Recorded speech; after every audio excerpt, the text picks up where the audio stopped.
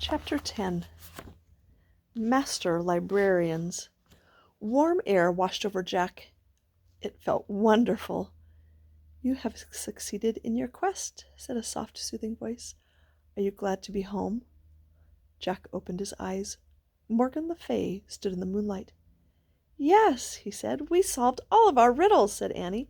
"Indeed," said Morgan, "you have proved that you can find answers to very hard questions." She reached into the folds of her robe and took out 2 thin pieces of wood. "A magic library card for each of you," she said. She gave one to Annie and one to Jack. "Oh, man!" said Jack, feeling the card. The wooden card was as thin and smooth as an ordinary library card. On its surface shimmered the letters M and L. "These are your Master Librarian cards," said Morgan.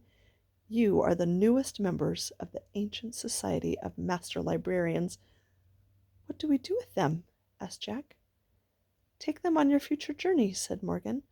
"Only a very wise person or another Master Librarian will be able to see the letters.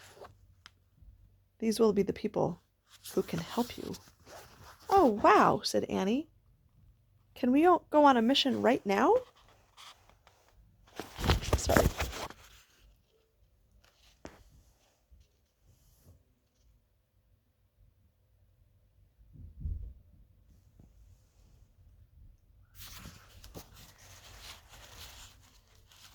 "Now you must go home and rest," said Morgan. "I will come back for you soon." Jack and Annie put their secret cards in their pockets. Then Jack took out the Arctic book and put it with the other books. "Goodbye," he said. "See you soon," Annie said to Morgan, and Morgan gave them a little wave.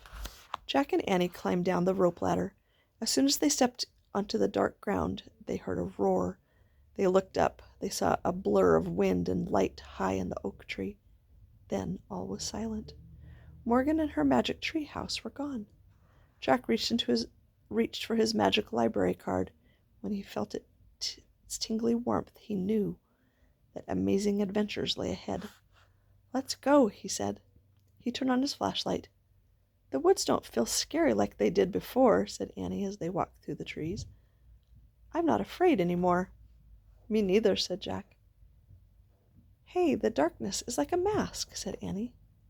"Yeah," said Jack. "It hides the day, but it brings out your courage." They came out of the woods. Jack saw their house in the distance. It looked warm and cozy. The porch light glowed. The moon shone overhead. "Home," he whispered.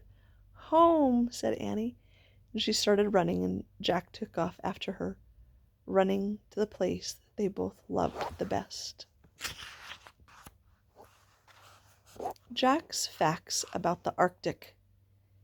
In the summer, the sun never sets.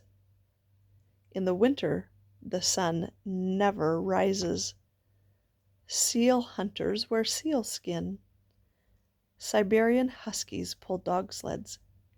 Igloo means house. People can learn from animals. Polar bears can walk on ice too thin to hold a person. The northern lights are an amazing sight. I hope you've enjoyed this story. Polar Bears Past Bedtime.